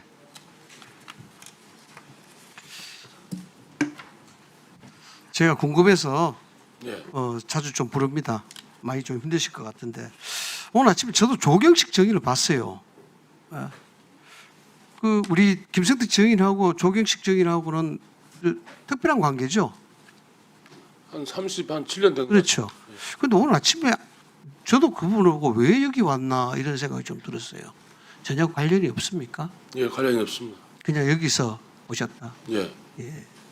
왜냐 그러면요, 자꾸 그렇게 연관이 되니까 저희들이 아침에 그 오해를 하는 거예요. 왜 왔을까? 그분은요, 뭐 메시지가 불편하면은 불리하면은 메신저를 공격하라 이런 논리하고는 아예 차원이 다른 분입니다. 메신저 자체가 그분 자체가 오염이 됐고 부패돼 있어요. 그래서 그런 분이 여기에 아무 이유 없이 왔다 갔다 하고 또 오늘은 중요한 증인인 김성태 증인이 나온 날입니다. 그러니까 당연히 우리가 의심을 하는 거예요. 이거는 합리적 의심인 것입니다. 여기에 대해서 이유가 있는 게 아니고요. 자, 이거 오늘 아침 뉴스원에 보면은 대북 송금 항소심 재판 국정조사 이후 진행을 요청했다. 이 김성태 의원 증인 쪽에서 이야기한 거거든요. 이 기사 보셨습니까? 못 봤습니다. 이 변호인 측이 요청한 겁니다. 쌍방울 대북 송금과 관련해서 1심 유죄를 선고받고 현재 항소심 재판 중인 김성태 전 쌍방울 그룹 회장이 국정조사와 특검 결과 이후로 재판에 밀어달라고 재판부에 요청했다. 전혀 모르십니까? 뭐 자세한 건 모르겠는데 그때 전에 재판할 때 예. 변호인들이 이렇게 얘기했던 것 같습니다. 이게 왜냐 그러면요, 이 자칫 오해가 될 수 있습니다. 이게 보면은 첫 번째로 기소조작으로 이게 밝혀지게 되면은 향후에 우리 김성태 증인 재판이 굉장히 유리해질 수 있다라는 것이고, 두 번째는 이거 민주당과 뭔가 딜한 거 아니냐라고 오해를 받을 수 있는 겁니다. 그래서 오늘 아침에 그 얘기가 지금 계속해서 진행이 되고 있는 겁니다. 여기 대해서는 전혀 아시는 바가 없다. 그 아마 그 공소 기각된 부분을 그 검찰에서 그 수원지검에서 항소를 했습니다. 항소를 해가지고 아마 그 공소 기각 관련된 걸 병합하나 이거 가지고 아마 좀 그렇게. 그러니까 저희의 입장에서는 뭐 이 공소 취소라든가 이런 거 기소 조작이라든가 이게 관련 없이 나온 얘기다 이렇게 보시는 거예요. 민주당 분들 어디서 뭐 저하고 좀 그렇게 좋은 관계는 좋은 관계가 아니다. 예. 기업을 운영을 오래 하셨는데 회장이라는 직분이셨죠? 예. 이 기업이 운영하다 보면 사실 참 머리가 많이 아픕니다. 왜냐하면 제가 기업 출신이라서 제가 회장 비서실에서 그 오너를 같이 모셨던 그런 경험이 있어서 그렇습니다. 투자를 잘못했다든가 판단을 잘못했다든가 이렇게 되면은 전 직원의 안위가 걱정이 되는 건 사실이죠. 예, 그렇지 않습니까? 그래서 늘 잠도 못 자고 그러는 겁니다. 그런데 이 대북 리스크는 앞서도 이야기했습니다만 엄청난 리스크가 있는 거예요. 그런데 기업의 오너, 기업의 회장의 입장으로서 여기에 대해서 안전장치가 없이 사업할 수 있겠습니까? 어떤 사업이든지. 그 기업에서 돈 들어가거나 투자된 게 아니고요. 그러니까 제 개인 제가 그걸 돈으로 듣고 한 싶은 겁니다. 겁니다. 그래서 이 리스크가 너무 크다 보니까 우리 김성태 증인의 개인 도달 하신 것이죠. 예. 그러니까 여기 있어도 이게 어떤 돈이든지 간에 여기에 대한 담보가 없으면 힘든 겁니다. 이게 아까도 이야기했지만 유엔에 대한 제재도 있고 여기 대부분 금융에 대한 법이가 묻혀지고 있고 근데 이거 어떻게 해요? 이거는 상식적으로 이해가 안 되는 거라서 다시 한번 예, 수고하셨습니다. 다음은 전용기 위원님 질의해 주십시오. 예, 기우종 증인. 예. 구조한 증인도 같이 좀 들어주시길 바라겠습니다. 4월 7일 청문회에서 기소하지 않는 부분은 판단할 수 없는 것이고 기소되어도 증거가 없으면 유죄로 인정될 수 없다. 그러니까 검찰이 공소장 엉망으로 쓰면 실제로 무죄 내릴 수밖에 없는 그런 상황 만들어진 거 맞습니까? 뭐 공소장 엉망인 걸 떠나서 증거가 없으면 유죄를 할 수는 없습니다. 그 A의 범죄를 저질렀는데 B의 범죄로 기소하면 B의 범죄 증거가 있느냐 없느냐에 따라서 판단을 해야 돼요. 예. 그 재판부는 검사가 기소한 것에 대해서 판단한다는 불고불리의 원칙대로 수행하게 돼 있다는 말씀이시죠? 예. 지난번에 한번 다시 한번 말씀드리겠습니다. 그 50억 클럽 기소건 한번 띄워주세요. 결국에 검찰이 추가 기소를 해서 곽상도의 50억 클럽이 무죄가 나온 이후에 추가 기소를 통해서 공소 기각 판결을 받습니다. 여기에 판사가 이 공소사기는 한꺼번에 다뤄지는 게 맞는데 추가 기소해서 이 부분은 공소권 남용에 해당한다라고 해서 공소 기각 판결을 한 겁니다. 다음을 보겠습니다. 그다음에 유동규 정민영의 판결문을 보면 재판부는 공소장 변경을 검토했는데 검찰이 공소장 변경을 거부합니다. 이게 홍순진 검사가 우리는 이게 맞다라고 해서 공소장 변경을 거부하는 거죠. 결국에는 유동규 정민영 씨 무죄가 나옵니다. 이 밖에도 검찰이 본인들이 할 수 있는 기소권을 가지고 사실상 공소장을 엉망으로 쓰거나 공소장 경고를 법원으로부터 받았음에도 불구하고 행하지 않아서 이렇게 무죄 박아주거나 공소 기각을 받는 것, 이렇게 되면은 법원에서는 할 수 있는 게 없어지는 거 아닙니까? 법원은 기소된 사실과 그에 부합하는 증거를 가지고 판단합니다. 그러니까 지금 이 우리 국정조사하고 있는 거는 검찰의 조작 기소를 논하고 있는 것 아닙니까? 이 검찰의 조작 기소는 결국에 정치 검찰들이 본인에게 유리한 것만 취사 선택해서 봐주고 싶은 사람은 공소 기각 판결까지 받아주는 것, 이거는 결국 사법부가 아무것도 할 수 없고 검찰이 하는 말만 믿어야 되는 그런 상황을 이용해서 사법을 농단하고 있는 것 아니냐 하는 의문이 드는 겁니다. 이게 어떻습니까?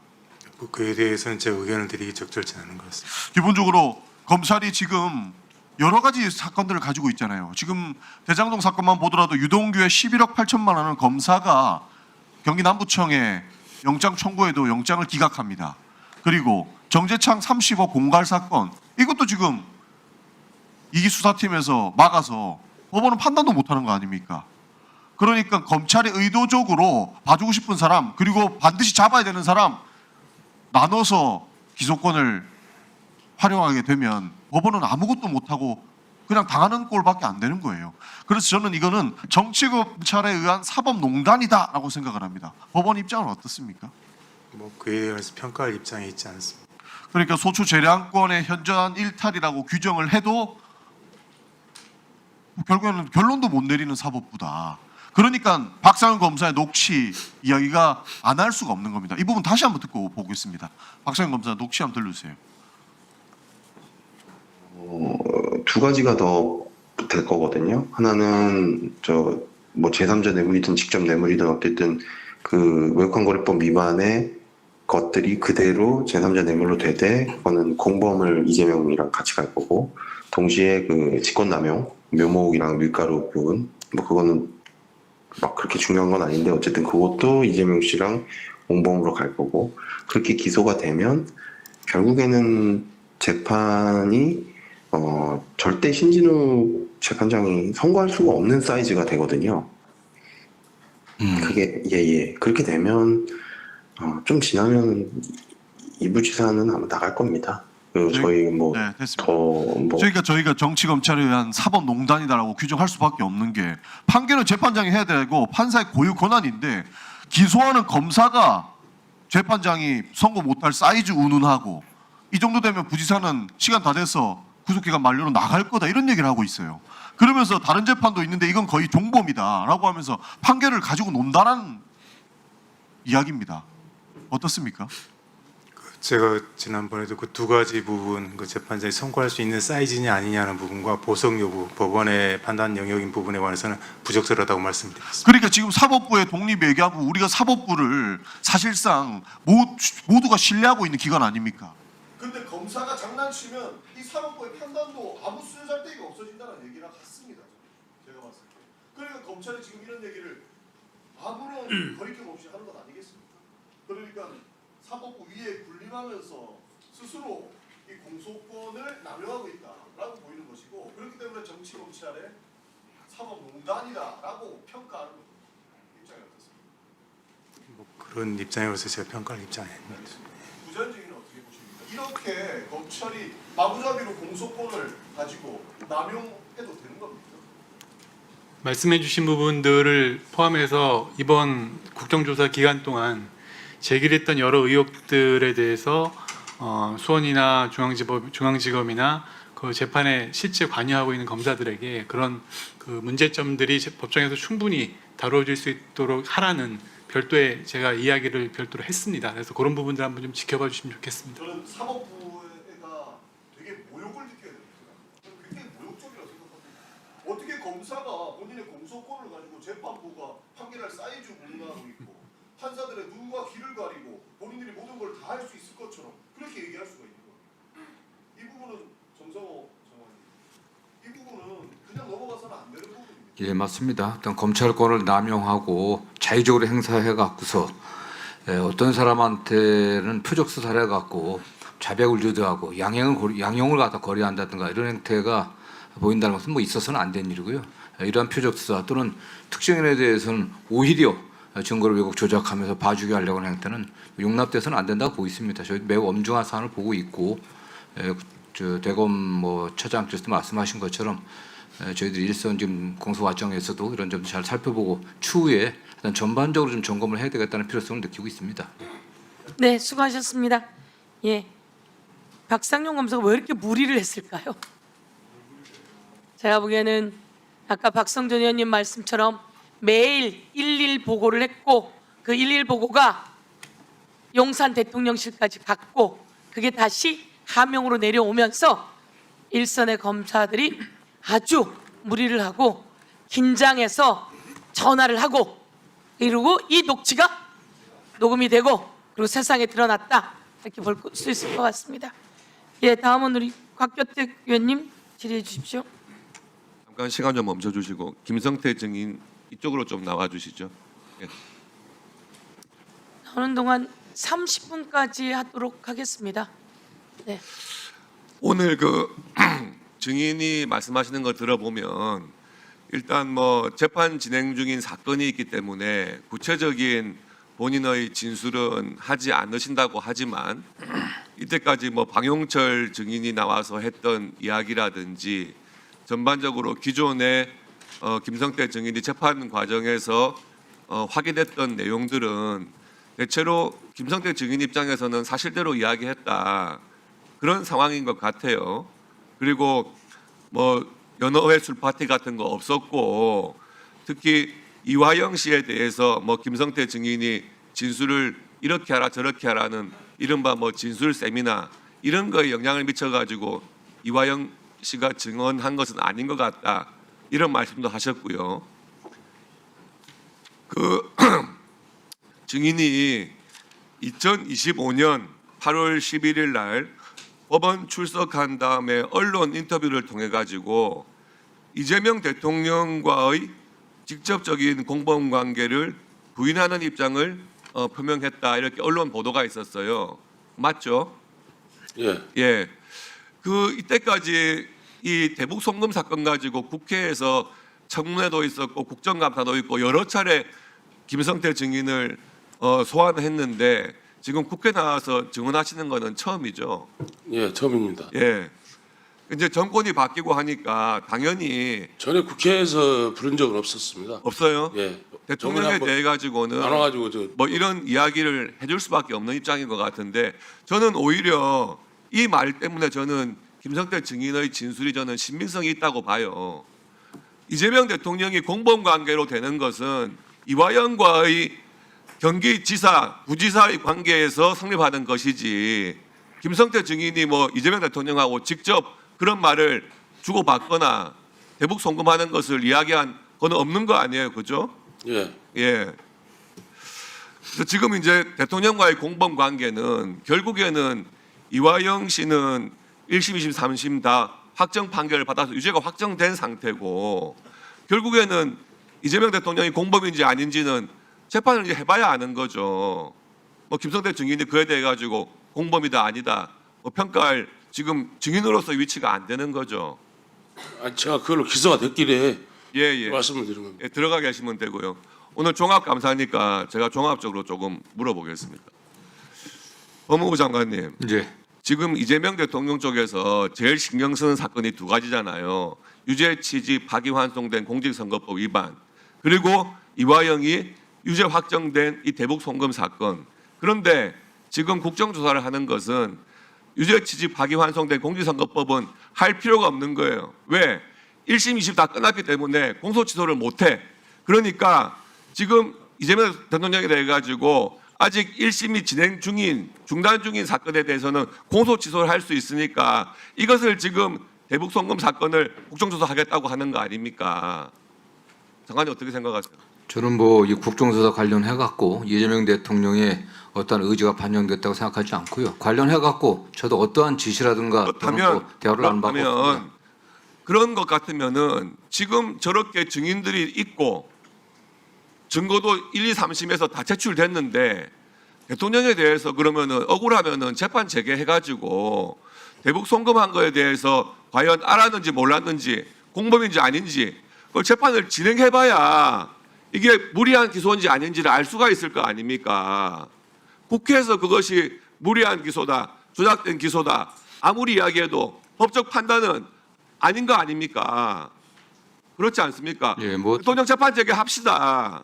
그 재판 재개 문제는 뭐 제가 판단하는 문제는 아닌 것 같고요. 다만 수사 과정에 있어서의 위법 부당행위 관련해서는 저희 그 인권침해 점검 TF에서도 일부 나왔고 지금 국정조사 과정도 일부 나오고 있습니다. 부자연 검찰총장 관련해 갖고 저희도 좀 점검을 해볼 생각입니다. 검사가 기소한 것으로 책임이 끝납니까? 공소 유지를 해야 됩니까? 공소유지 해야 됩니다. 그러면은 법원에서 전례 없이 대통령에 대한 지금 재판을 중단을 해놨어요. 검찰은 왜 가만히 있어요? 재판 재개하자고 해야 될 거 아니에요. 공소를 했고 유지할 책임이 있는데 왜 유지할 책임을 방기하고 있습니까? 책임 방기가 아니라 지금 그 부분은 소송지휘권의 영역이라고 생각합니다. 이게 무슨 말씀이에요? 재판부에서 판단한 아니 우리 다른 사건 같은 경우에 해야 됩니다.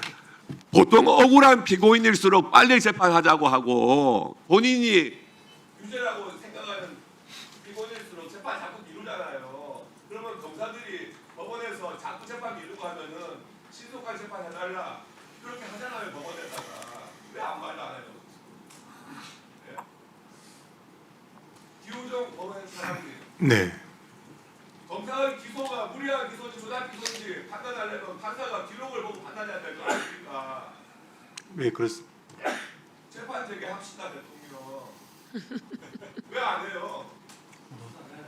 재판부 사항이라 제가 사실이라면서 지금 조작 기소라면서 네, 정리해 주세요. 재판 재개해가지고 지금 대통령 법대에 세워가지고 증인들 불러서 재판합시다. 이게 재판관이에요. 네. 자, 수고하셨고요. 예. 다음은 양보남 의원님 질의해 주십시오. 공원장님 나오세요.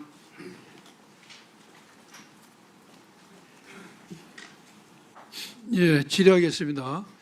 수원 고검에서는 이화영 재판에서 집단 퇴정한 검사들에 대해서 감찰을 했죠.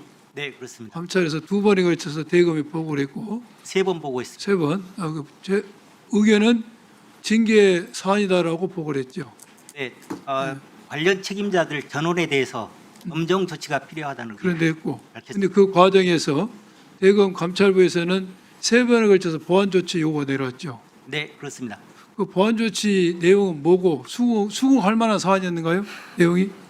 대검에서는 기본적으로 이 사안은 검사의 자유재량 행위라고 판단을 했고요. 저희는 거기에 대해서 법원에서 받아들이기 어려운 64명이나 국민참여재판에서 증인 신청하고 더더구나 개호교도관 42명 그리고 보도했던 기자 7명에 대해서 증인 신청한 것은 의도가 국민참여재판을 그러니까 취지가 수원고검에서는 그렇습니다. 이것은 검사의 객관 의무에 위반하는 데다고 검사의 권한 남용에 대해서 징계 사유가 되는데 보안 요구 내용이 보완했던 뭘 보안 요구했냐 이것이 대검에서. 거기에 대해서 재량권의 범위 내에 있는 거 아니냐. 그 다음에 보고하지 않는 게 보고 의무 위반이 되느냐 이런 부분들에 중점적으로 계속 세 차례나 그 반복적으로 의원 면직이 되지 않은 검사에 대해서 사직서만 제출된 상태에서도 징계하면 안 된다는 조치도 내렸죠. 그렇습니다. 전 형사 6부장인 서현욱 부장에 대해서 검토 대상에서 제외하라 이렇게 제외해라. 두 번째 아마 의원 면직이 되지 않은 상태에서 보안 요구에서 내려온 것 같습니다. 그런 보안 조치 요구에서 수긍할 수 있었습니까? 전혀 수긍할 수 없죠. 그래서 왜냐하면 의원 면직 처분됐다 하더라도 비발생 검토에는 들어가 있고 나중에 최종 결정에서 빠져야 되지 조사 자체에서 빠질 수는 없는 겁니다. 그래서 수원 고검에서는 계속해서 징계 대상이 된다는 의견을 냈던 것이고 네, 그렇습니다. 현재도 의원 면직 처리되지 않은 상태. 아직도 안 됐죠. 최근 며칠 전에 대검 감찰위에서는 이게 징계 사안이 아니라고 결정이 났어요. 감찰위원회에서 이 결정이 나온 것에서 수원 고검 의견과 정반대인데 수원 고검장 입장에서는 감찰위원회 징계 사안이 아니라는 결정에 대해서 어떤 생각을 가지고 계신 거예요? 저는 검사의 기본적으로 객관 의무 위반이라고 보고 동의할 수 없다는 전혀 취지죠. 동의할 수 없습니다. 그래서 만약 그리고 그걸 강요한다면 서면으로 이의 제기를 할 생각이었습니다. 동의할 수 없는 처지고 그리고 이러한 집단 대정 사건을 감찰하는 과정에서 대북 송금 사건 수사팀이 30건 15척 쪽 기록을 방기한 사실도 확인했죠. 네, 그렇습니다. 그 기록 중에는 5월 17일자 2023년 5월 17일자 김성태 회장의 녹취록도 있습니다. 네, 그렇습니다. 오늘 결제는 날이다. 술 한잔 먹고 이야기했으면 편할 텐데 술, 석수 이런 말이 언급이 됐어요. 이러한 녹취록은 봤으면은 당연히 이화영을 위증으로 기소할 수가 없습니다. 또한 이러한 녹취록이 대북 송금사에게 기록이 편철됐다면은 이화영의 진술이라든지 이 사건 전체의 신빙성이 문제가 될 수가 있습니다. 그러나 검찰은 이것을 기록에 편철하지 않으면서 법원을 결국 속인 겁니다. 이것에 대해서 수원고검은 비발생 보고했죠, 대검에. 네, 별도 조사가 필요하다는 비발생 보고를 보고했고 1월 14일 날 같이 했죠. 고발했습니다. 여기서 대검 감찰부장부터 승인이 떨어졌습니까? 아닙니다. 별도 보고서를 거기다 넣지 말고 따로 보고하라고 그래 따로 보고를 했는데 거기에 감찰 대해서는 승인이 났냐고. 응답이 없었습니다. 감찰 승인이 났어요? 아닙니다. 그래서 저희가 자체 진상 지금 확인하고 있어요? 수원 지금 막 공동을 하고 있습니다. 알았습니다. 들어가십시오. 장관님, 네, 방금 제 질의 내용과 수원고검장의 답변 들으셨죠? 이제 들었습니다. 전체적으로 보면은 감찰부장이 제대로 업무를 하고 있는가 의심스럽습니다. 저희도 심각하게 보고 있습니다. 수원고검의 감찰 보고서에 대해 3번에 걸쳐서 보안 요구를 했는데 그 보안 요구 내용이 적절치 않아요. 또한 아주 중대한 비인 기록을 방기하고 수사 기록을 미편찰했던 그런 내용에 대해서 감찰 승인을 했는데 아직까지 떨어지지 않고 있습니다. 감찰부장에 대해서 이러한 감찰부의 적절치 않은 업무 처리 행태에 대해서 장관으로서 적절한 조치가 필요하다고 생각이 드는데 예, 지금 의견 좀 말씀해 예, 지금 대검 감찰부장이나 감찰부의 행태가 매우 좀 엄정하다고 저희 판단하고 있고 이번에 그 수원 관련돼 갖고 집단 퇴장 사건 관련해서는 관련 기록들을 법무부에서 이송해 갖고 저희 이관 받아 갖고 엄정하게 검토해 갖고 필요한 적절한 조치를 취하도록 하겠습니다. 그리고 향후 대검 감찰부의 그 행태에 관련해서는 저희들이 할 수 있는 방법들을 좀 검토해 보겠습니다. 수고하셨습니다. 그러면 최규근 의원님 다음 질의부터 하시면 되지 않으실까요? 네. 네, 자료 체크해 주십시오. 자, 저 감사원 사무처장 탄원서 좀 주세요. 예, 요구하시면 제출을 네, 하겠습니다. 네, 탄원서는 그쪽 노조 측이랑 이야기해서 그렇게 하시도록 하시고요. 예, 제출이 가능한지 검토해 보겠습니다. 예. 네. 오늘 오후 질의는 여기까지 하겠습니다. 그리고 여러분 1시간 30분 하시면 되시겠습니까?